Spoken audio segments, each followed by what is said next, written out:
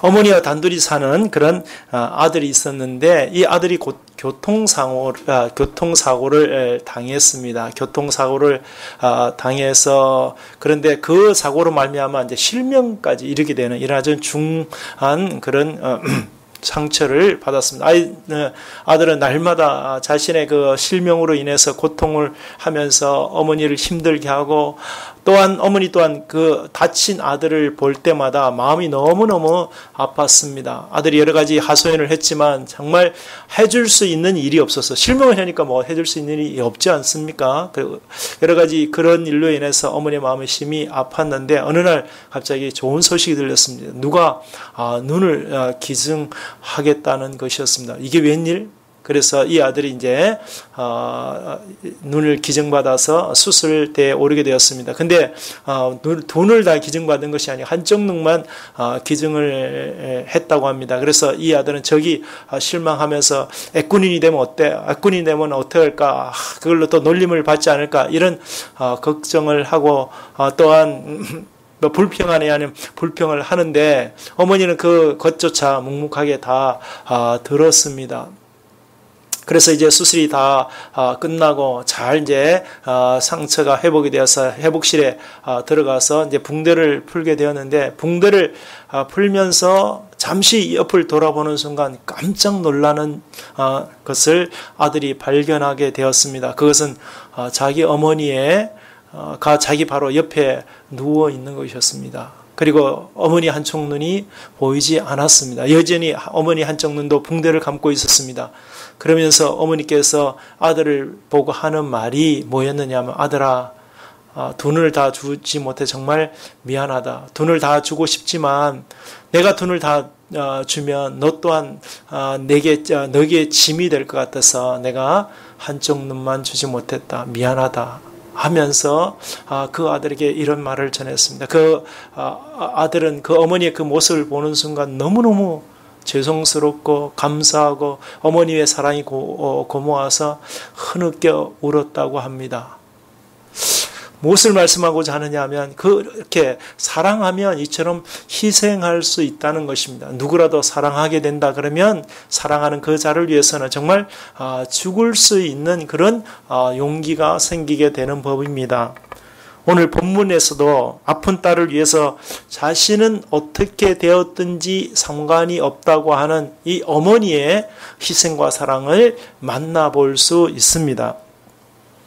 예수님의 사역의 3년차가 이제 되어가자 3년차가 예수님의 사역이 이제 3년의 공생애를 하는데 3년차가 되어가자 예수님을 음해하는 예수님을 갖다가 모함하는 소리가 점점점 커지기 시작했습니다. 심지어는 말이죠. 종교 지도자들까지 예수님을 죽여야 된다. 그래야지만이 이 유대교를 온전하게 지킬 수가 있다. 뭐 이런 명목으로 예수님을 죽여야 한다. 이런 소리가 커지기 시작했습니다. 그러나 아직 하나님의 때가 이르지 않아서 예수님은 그들의 적대감을 피해서 헤롯이 이렇게 다스리고 있는 그 갈릴리 지역, 헤롯 안티바스가 다스리고 있는 갈릴리 지역을 벗어나서 오늘 보니까 두로의 지방으로 잠시 피신을 가셨다 이렇게 말씀하고 있습니다.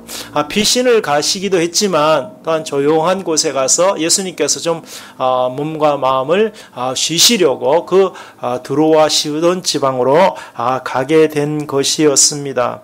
예수님께서 이 첫 번째로 도착지로 정한 두로와 시돈, 이 두로와 시돈 지방은 구약에서 이미 오래된 아주 예전의 도시입니다. 그리고 시돈 지방은 아하방이죠. 북이스라엘의 아하방의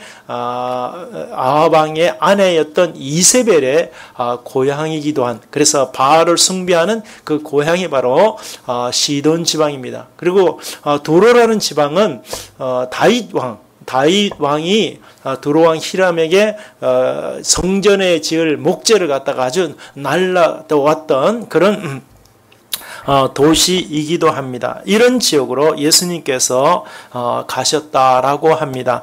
마태복음 7장 24절 말씀 앞에 나와 있는데 우리 한번 읽어볼까요? 7장 24절 말씀에 보면 읽어보세요. 시작. 예수께서 일어나서 거기를 떠나 두로 지방으로 가서 한 집에 들어가 아무도 모르게 하시려 하나 숨길 수 없더라. 이렇게 말씀하고 있는 것을 보아서 아무도 모르게 조용하게 안식도 하시면서 또 조용하게 활동을 하시려고 했다는 것입니다. 그렇지만 그렇게 하려고 하셨지만 예수님의 그 아주 명성은 이미 온 세상에 그곳 주변에 다 퍼져 있어서 조용히 안식할 수가 없었습니다. 그래서 가나안 여인에게 들켰고 보니까 이 가나안 여인을 마가복음에서는 수로보니게 여인이다 이렇게 이야기하고 있습니다. 이게 수로보니게라는 것은 수로 지방의 보니게, 다시 말하면 좀 더 원어에 맞게 발음을 하면 수리아 지방의 페니키아 지방의 여인이다라는 것을 말씀하고 있습니다. 그런데 이 여인 22절, 우리 성경 22절 한번 읽어봅시다. 21 시작. 가나안 여자 하나가 그 징에 나와서 소리질러 이르되 주 다윗의 자손이여 나를 불쌍히 여기소서 내 딸이 흉악하게 귀신 들렸나이다. 이 마태복음에서는 이 여인을 가나안 여인이라는 수식어를 붙여서 불렀습니다. 가나안 여인이다. 지금으로 말하면 말이죠. 부산댁, 저 전라도에 있으면 여수댁, 그 다음에 또 김해 살면 김해 오신 여자가 들면 김해댁, 구포에서 오신 분들은 구포댁, 이런 식으로 불렀다라는 것입니다. 다시 말하면 당시에 여자들을 대수롭게 여기지 않았던 그런 풍습에 따라서 이름을 부르지 않고 그 지방의 그런 호칭에 따라서 여인을 불렀다. 그래서 왜 이렇게 가나안 여인이라는 것을 강조해서 그 앞에 수식어를 붙였는가 하면 하나님의 은혜에 있어서는 이방인이었다. 이 여자는 하나님의 은혜를 받을 수 없는 그런 이방 여자였다라는 것을 강조하기 위해서 그렇게 가나안 여인이다라고 이렇게 붙였던 것입니다. 그런데 이 여인에게 딸이 있었는데 딸이 흉악한 귀신이 들렸다. 이렇게 성경은 기록하고 있습니다. 여인은 자신의 딸을 고치기 위해서 백방으로 노력했을 것입니다. 우리 어머니들도 마찬가지지만 집안에 자녀들이 좀 많이 있어도 한 명의 자녀가 아프면 그 한 명의 자녀를 위해서 나머지 자녀는 좀 이렇게 조금 등한시하는 경우가 왕왕 있는 것을 보게 됩니다. 그만큼 어머니들은 아픈 자녀에게 온갖 그런 정성과 마음이 쓰여지게 마련입니다. 이 가나안 여인도 그랬다는 것입니다. 딸을 위해서 백방으로 그 딸을 고치기 위해서 아주 온갖 수고와 노력을 마다하지 아니했습니다. 딸을 위해서 그만큼 수고했으면 이제는 이제 포기할 만한데도 그녀에게서는 딸은 인생의 전부인 것처럼 그렇게 결코 딸을 포기할 수 없었습니다. 앞에 우리 처음에 예화 드렸던 그 아들을 위해서 눈을 주었던 어머니처럼 결코 딸을 포기할 수 없었습니다. 그만큼 딸을 사랑했고 딸을 위해서 희생할 준비가 되어 있었다라는 것입니다. 그러다가 예수님의 소문을 그녀가 듣게 되었습니다. 기회는 우연히 온다고 이렇게 생각하는 사람들이 많습니다. 그러나 우연히 오는 기회를 기다리고 준비하는 사람들의 몫이 바로 기회입니다. 아무리 기회가 온다고 하더라도 준비하지 아니하면 기회는 신기루처럼 쏜살같이 달아나 버리게 마련입니다. 서양 속담에 기회는 소년처럼 왔다가 토끼처럼 달아난다, 이런 속담이 있습니다. 조용히 다가오지만 번개처럼 달아난다. 그렇기 때문에 기회가 올 때 잘 기회를 잡아야 한다라는 의미인 것입니다. 예수님께서도 종교 지도자들의 압박을 피해서 조용히 이곳에 오셨습니다. 그렇기 때문에 예수님의 행적을 모를 수도 있었습니다. 그러나 가나안 여인에게 있어서 딸을 고칠 수 있는 유일한 방법은 예수님이었다는 것을 그가 알고 있었습니다. 그래서 언제 예수님이 오실까? 어느 때 예수님이 이 근방에 오실는가 하면서 늘 촉각을 곤두세우고 예수님의 행적에 대해서 들려오는 소문에 대해서 관심을 가지고 있었습니다. 그렇기 때문에 예수님께서 그 지방에 오셨다라는 것을 누구보다도 먼저 그녀가 들을 수 있었다라는 것입니다. 그래서 예수님이 왔다는 소문을 듣고 쏜살같이 거리가 얼마나 됐는지는 알 수 없지만 손살같이 만사를 제껴놓고 예수님 앞에 달려갈 수 있었습니다. 한번 따라해 봅시다. 귀에는 기도하고 기대하고 기다리는 사람의 몫이다. 역시 기회는. 그래서 기회를 그렇게 우리가 잡으려면 기도하고 기대하고 기다릴 때 오게 되면 그 기회를 놓치지 않게 되는 것입니다. 예수님을 찾은 여인은 말이죠. 예수님 앞에 와서 다짜고짜 뭐라고 했냐면은 예수님 나를 불쌍히 여기소서 내 딸이 흉악한 귀신이 들렸나이다. 이렇게 하면서 예수님께 자신의 딸을 고쳐달라고 이렇게 간청을 하고 있습니다. 그런데 이 여인이 말이죠. 이 예수님 앞에 딸을 고쳐달라고 할 때 뭐라면 나를 불쌍히 여기소서 이랬다면 내 딸이 병이 들었으면 보통 보면 내 딸을 불쌍히 여기소서 이렇게 이야기해야 되는데 나를 불쌍히 여기소서 이렇게 예수님 앞에 먼저 말을 드렸다는 것입니다. 우리는 이 여인의 소디에 전한 그 말에서 딸의 병이 마치 자신이 걸린 병처럼 딸의 병이 마치 자신으로 인해서 걸린 것처럼 그렇게 아파하는 여인의 그 참 마음을 느낄 수 있습니다. 그렇지 않습니까? 내 딸을 불쌍히 아니라 나를 그 어머님의 그 진한 사랑이 그의 말 속에 배어 있는 것을 우리가 보게 됩니다. 이웃의 눈청과 희망이 없는 그런 날들을 부여잡고 딸을 위해서 애쓰고 애쓰는 그 어머니의 그 애타는 마음, 그 슬픈 마음, 이 말 한마디에 그렇게 녹아 있는 것을 보게 됩니다. 예수님께서 이미 그 여인의 마음을 충분히 아셨습니다. 그럼에도 예수님은 아예 여인의 말을 들으려고 하지 않는 것처럼 아주 모른 척하고 무시하는 척 하셨습니다. 여인이 예수님께 계속해서 간청했습니다. 나를 불쌍히 해달라고, 내 딸을 고쳐달라고. 그렇게 여인이 말이요 뒤에서 소리를 치자 23절 한번 읽어봅시다. 23절 시작. 예수는 한 말씀도 대답하지 아니하시니 제자들이 와서 청하여 말하되 그 여자가 우리 뒤에서 소리를 지르니 그를 보내소서. 제자들이 한다는 말이 예수님 빨리 고쳐서 보내시든지 안 그러면 저희들 보고 내쫓으라고 말씀만 해주세요. 저 여자를 쫓아버리겠습니다. 이랬다라는 것입니다. 이방 여인이 유대인에게 그것도 선생님이고 랍비고 아주 훌륭하신 분에게 와서 그렇게 간청을 할 때 예수님께서 모른 척하니까 예수님도 귀찮았던 것 같은 거 아니냐, 예수님 빨리 좀 사라졌으면 좋겠다고 생각하는 거 아니냐, 이렇게 제자들이 미리 생각을 하고 그렇게 보내시기를 간청했다라는 것입니다. 그런데 예수님께서 그제야 여인을 돌아보시면서 하시는 말씀이, 그래도 생판 모르는 여자인데 생판 모르는 여자한테 함부로 막말을 할 수가 있겠습니까? 그런데 뜻하지 않은 예수님답지 않는 말씀이 예수님 입에서 나온 것이었습니다. 24절 읽어봅시다.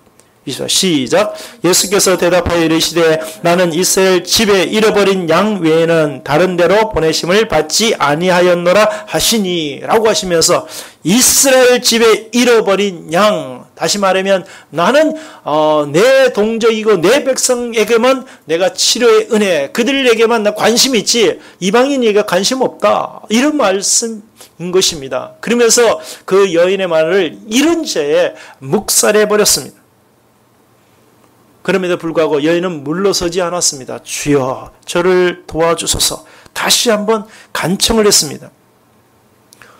예수님의 이런 아주 거절에도 불구하고 여인이 물러서지 않았던 것은 예수님만이 유일한 대안이었습니다. 유일한 희망이었습니다. 온갖 세상에 다 쫓아다니면서 고쳐보려고 애썼지만 백방으로 알아봤지만 세상이 고쳐줄 수 있는 한계를 뛰어넘었었다라는 것을 여인은 알고 있었기 때문에 예수님만이 유일한 희망이었기 때문에 결코 물러설 수가 없었던 것입니다.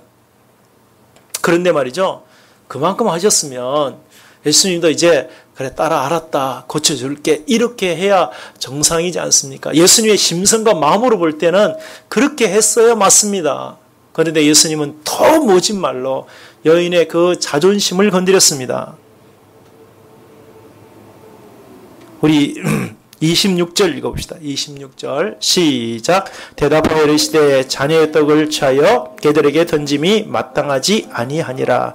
나는 이스라엘 내 민족의 구원을 위해서 왔지, 그들의 치유와 회복을 위해서 왔지, 이방인의 구원과 치유에 대해서는 관심이 없어. 이런 식으로 말이죠. 아주 냉정하게 말씀하셨습니다. 그런데 거기까지는 괜찮은데 그 뒤에 보니까 자녀들의 떡을 취하여 개들에게, 이방인들은 당시 개들로 취급했습니다. 이것이 이스라엘 문화였습니다. 이스라엘 사람들은 이방인들을 말이죠, 지옥의 엄청난 지옥이 아주 엄청난 불로 의해서 엄청난 그런 불이 일고 있는데 그 지옥의 불을 태우는 불쏘시개다 뭐 이런 식으로 생각을 하고 있었고, 그 다음에 이방인을 개다 이런 식으로 아주 취급을 하면서 이방인을 무시했습니다. 당시의 풍습대로 예수님도 그렇게 말씀을 건넸다라는 것입니다. 물론 이 예수님의 이 말씀이 여인에게 정말 모멸감을 주기 위해서 또 여인을 정말 무시하기 위해서 말씀하지 아니하셨다라는 것은 우리가 뒤의 결과를 보아서 이미 알고 있습니다. 여인의 믿음과 인내를 시험하기 위해서 그렇게 말씀하셨다라고 하는 것은 성경이 이미 말씀을 했기 때문에 우리는 그것을 갖다가 알고 있습니다. 그렇지만 당시에 여인으로서는 예수님의 이 말씀을 참 참기 힘든 그런 모멸감을 느꼈을 것이다 라고 짐작해 볼 수 있습니다. 여인은 말이죠, 온갖 고생을 다 해왔기 때문에, 온갖 고생을, 딸을 고치기 위해서 온갖 노력을 다 했기 때문에 그 육체적인 어려움들, 그 다음에 다른 여러 가지 고난들은 충분히 견뎌낼 수 있었습니다. 그렇지만 정신적인 고통, 특히 자존심의 상처를 주는 그런 말은 더욱더 참기 힘들었을 것입니다. 예수님은 그것을 아시면서도 여인들의 그 상처난 자존심을 건드렸습니다. 일반적으로 뭐 없는 사람들 말이죠. 가난한 사람들은 그냥 또 자기가 가난한 건 괜찮은데 그 가난함에 대해서 뭐 다른 이야기로 말을 붙여서 그렇게 이야기할 때 정말 자존심을 건드리면 정말 못 견뎌 합니다. 그래서 구제할 때도 말이죠. 도움을 받는 것은 정말 기분 좋은 일이지만 그러나 자신이 도움받고 있다는 것을 알려지는 것은 그렇게 그들에게 상당히 힘든 문제입니다. 그래서 예수님께서도 구제할 때 오른손이 한 것을 왼손이 모르게 하라 이렇게 말씀하셨던 것입니다. 만약에 저와 여러분이 이런 상황에까지 이르면 어떻게 하셨겠습니까? 예수님께서 저와 여러분이 우리가 어떤 도움을 요청했는데 말이죠. 예수님께 도움은 주지 않고 말이죠. 내가 말이지 개다. 이렇게 이야기하신다면 어떻게 반응하시겠습니까? 없는 것도 서러운데 그 다음에 고쳐주지도 않을 것 같으면 왜 그렇게 막말을 하시느냐고 뭐 능력이 있으면 얼마나 능력이 있느냐고 하시면서 여러분 말이죠. 한 소리 하고 말이지 10원짜리 한번 내뱉고 돌아서지 않겠습니까? 기분이 상하면 천국도 안 간답니다. 우리나라 사람은. 기분이 상하면 멍석을 깔아줘도 하지 않으려고 하는 것이 우리의 실제 모습이지 않습니까? 감정을 건드리면 모든 걸 잘 안 하려고 해요. 목사도 마찬가지 말이죠. 여러분들에게 뭐 좋은 거 잘 해줘도 정말 자존심 상하는 말을 하면, 우리 목사님 말이지. 평상시 잘해도 한마디에 마음 상해갖고, 가버릴까? 뭐 이런 생각도 하게 된다는 것입니다. 그런데 가나안 여인은 달랐습니다. 우리 27절 한번 읽어봅시다. 27절 시작. 여자가 이르되 주여 올소이다마는 개들도 제 주인의 상에서 떨어지는 부스러기를 먹나이다 하니 라고 말씀하고 있습니다. 맞습니다. 맞고요. 많이 들어봤죠. 그러면서 제가 개입니다. 예수님의 지적에 대한 여인의 반응입니다. 제가 개입니다. 그렇지만 주인의 상에서 떨어지는 것을 개들도 먹지 않습니까? 부스러기 은혜라도 있으면 제게 주십시오. 라고 예수님의 말에 간청하고 있습니다. 사랑하면 죽을 수 있고 사랑하면 자존심이 깔아뭉개져도 참을 수 있다는 것입니다. 그 여인이 예수님을 찾아온 목적이 뭔가? 사랑하면 목적을 잃어버리지 않는다 말입니다. 자존심이 상하고 그 다음에 좀 희생을 당하고 어려움을 당할지라도 자존심이 정말 뭉개져 버릴지라도 목적이 분명하면 그것을 넘어설 수 있다는 것입니다. 예수님을 정말로 가슴속에 사모하면 우리가 살면서 당하는 환난이나 고통이나 우리를 힘들게 하는 그런 문제일지라도 우리가 예수님을 바로 바라보고 그것이 분명하면 어떤 어려움도 견뎌낼 수 있다는 것입니다. 그런데 여기에 중요한 사실이 하나 있습니다. 사실 하나님의 입장에서 보면 하나님께서는 이스라엘을 향하여 성경에 여러 군데 뭐 이렇게 써놓기를 뭐라고 하냐면 너 구더기 같은 야곱아 이렇게 하나님께서 말씀하고 있습니다. 너 구더기 같은 야곱아. 그러니까 하나님의 입장에서 인간을 보면 인간은 너무너무 죄로 인해서 타락했기 때문에 정말 구더기 같습니다. 보잘것없습니다. 미물에 불과합니다. 하나님의 입장에 보면 그렇답니다. 그렇다면 우리가 정말 구더기 같고 보잘것없는데 하나님께서 우리를 향하여 너 개야, 너 구더기야, 요즘 말로 말하면 너 좀비야 이렇게 하나님께서 지적하시고 책망하신다고 해서 원망할 수 있겠느냐는 것입니다. 하나님의 거룩함을 이해하고 하나님을 알고 있다면 죄인이라고 지적하는 하나님의 음성을 겸손하게 들을 수 있다는 것입니다.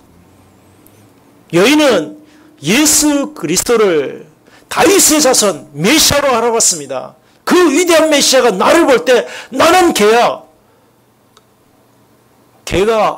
개니까 개한테 이렇게 개라고 부르는데 뭐가 자존심이 상하겠느냐는 것입니다.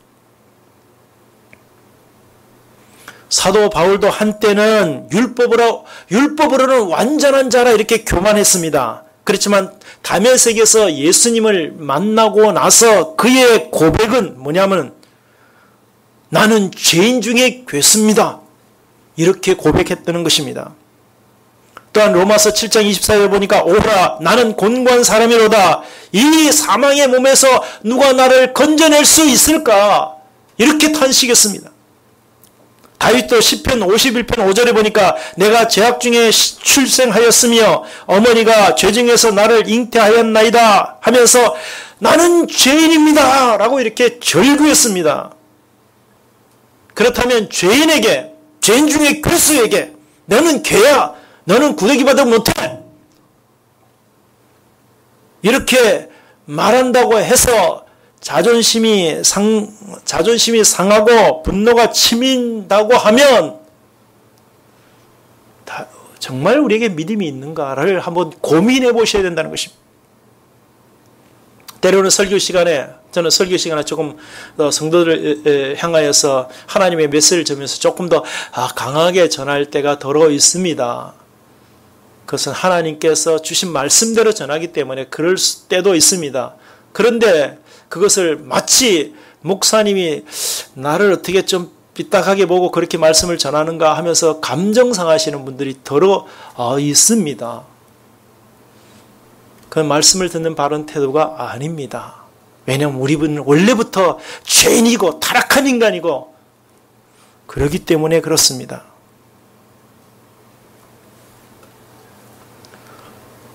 그러나 가나안 여인은 예수님께서 하시는 그 막말을 다 받아냈습니다.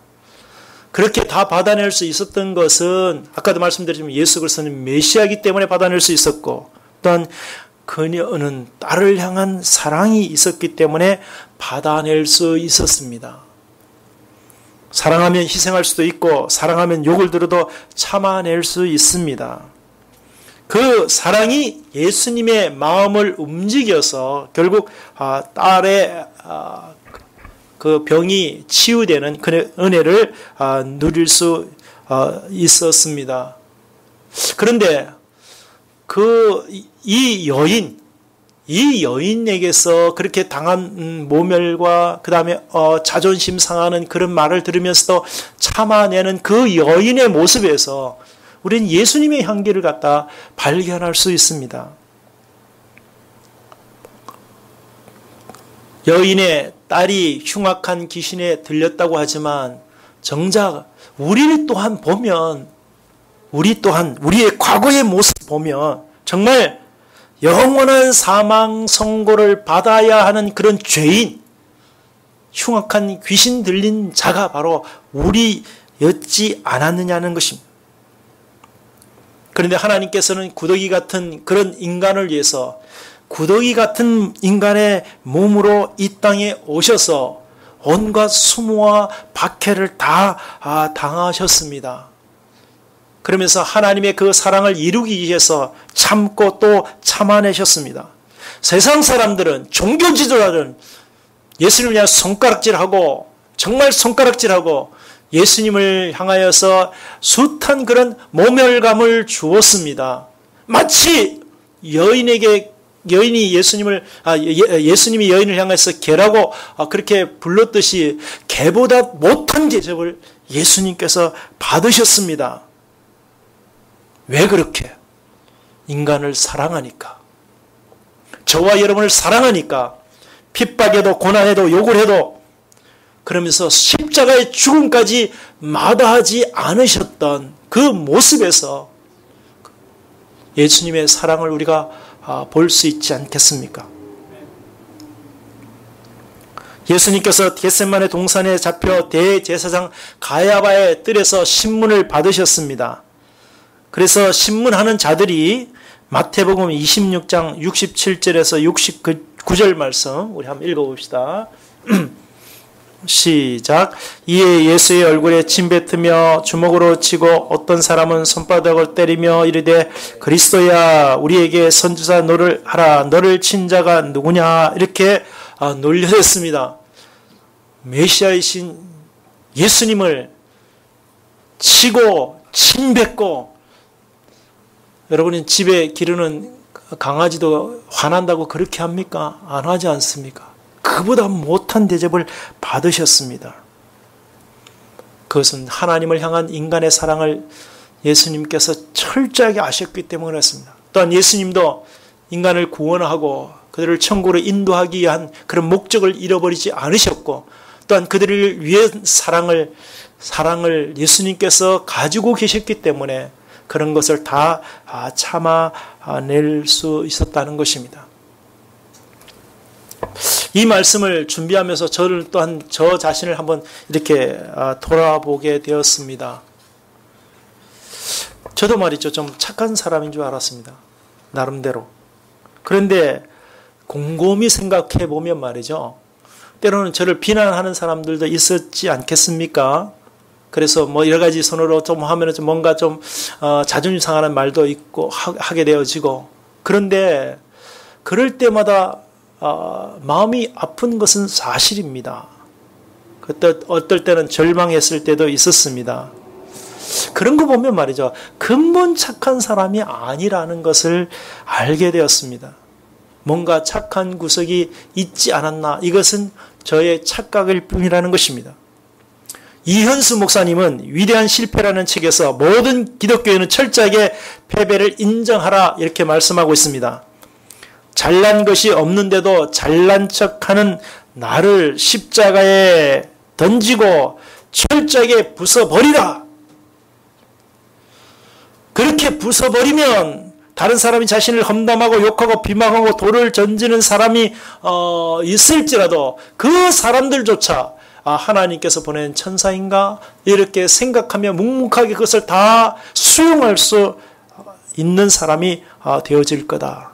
그래서 철저하게 실패하라. 철저하게 실패할 때만이 하나님의 온전한 인을 깨닫게 되어진다. 이렇게 말씀하고 있습니다. 갈라디아서 2장 20절 우리 한번 읽어봅시다. 시작. 내가 그리스도와 함께 십자가에 못 박혔나니 그런즉 이제는 내가 사는 것이 아니요 오직 내 안에 그리스도께서 사시는 것이라.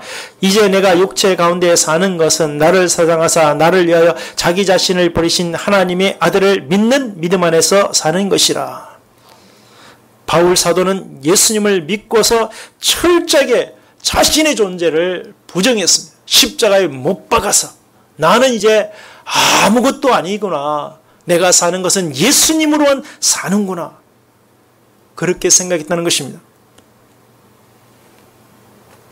가나안 여인을 보십시오. 비록 예수님의 진심은 아니었더라도 예수님 앞에 자신은 개라는 것을 인정했습니다. 구박을 받아도 싸고 욕을 들어도 싸고 무시를 당해도 싼 이방인이었다라는 것을 인정했습니다.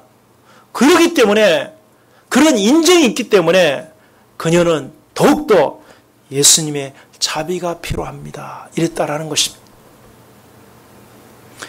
바울 사도가 죄인 중에 괴수입니다 라고 이렇게 고백한 것은 그래서 저는 주님의 은혜가 더욱 필요한 사람입니다.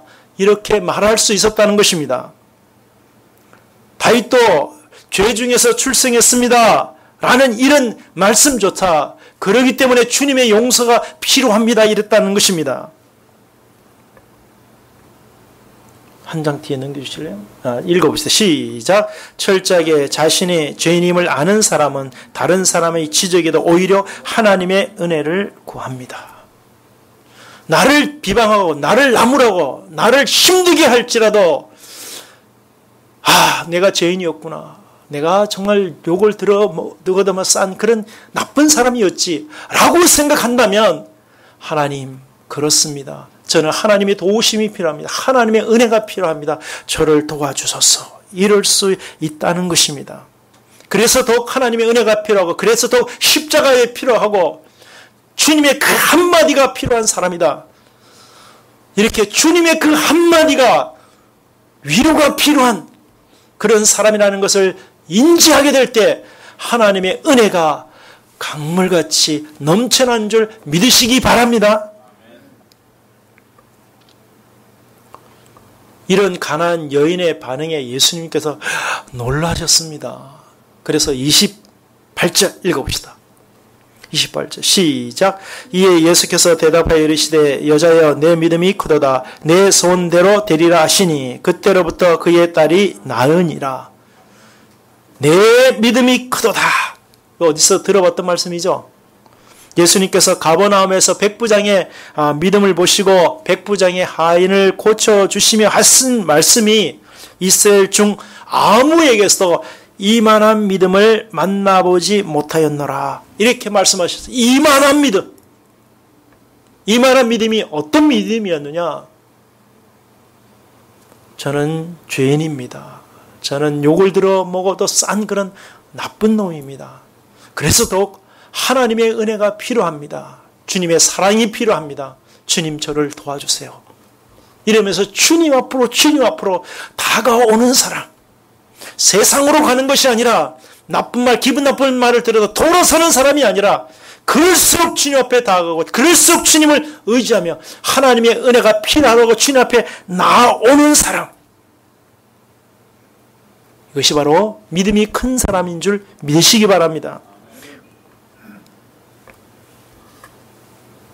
우리가 정말 마음을 다하고 뜻을 다하고 성품을 다하고 하나님을 사랑한다면 세상의 조롱과 핍박, 고난은 별로 문제가 되지 않습니다. 왜냐하면 우리에게는 하나님이 있기 때문에 그렇습니다. 더욱더 하나님을 의지할 수밖에 없기 때문에 그렇습니다. 그렇다면 고난도, 어려움도, 힘든 것도 이겨낼 수 있습니다. 더불어 사랑은 모든 것을 참아낼 수 있게 합니다. 견디어낼 수 있게 합니다. 바랄 수 있게 합니다. 예수님께서 고난, 핍박, 모멸감 모든 것을 참아낸 것은 하나님의 사랑, 인간을 향하는 그 하나님의 사랑을 알고 또한 예수님께서 그렇게 인간을 사랑하셨기 때문에 참아낼 수 있었습니다. 가난한 여인이 예수님의 그 말 한마디 한마디에 상처받을 수 있는데 참아낼 수 있었던 것은 나를 사랑하는 그 마음이 있어서 참아낼 수 있었습니다.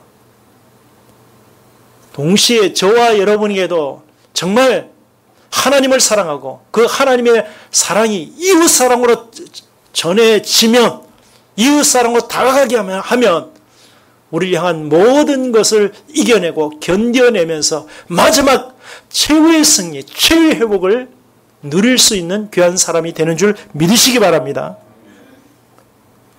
마지막에 한번 같이 읽어볼까요? 시작. 사랑하면 십자가 앞에 자신을 던지고도 나를 사랑하사 나를 위하여 자기 자신을 버리신 하나님의 아들을 믿는 믿음만으로도 기뻐할 수 있습니다. 믿음만으로도, 하나님을 믿는 믿음만으로도 기뻐할 수 있습니다. 예수님의 십자가의 고난은 하나님의 사랑의 최후의 보루입니다.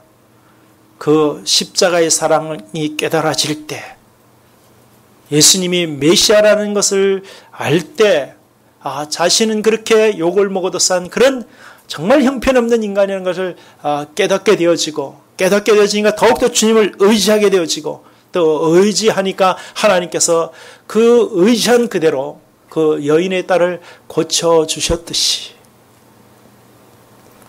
우리도 이웃을 사랑하고 또 하나님을 더욱더 사랑하면 우리를 핍박하는 모든 것들에 대해서 오히려 감사할 수 있고 인내할 수 있고, 그를 통해서 하나님께서 주시는 새로운 희망을 발견하는 줄 믿으시기 바랍니다.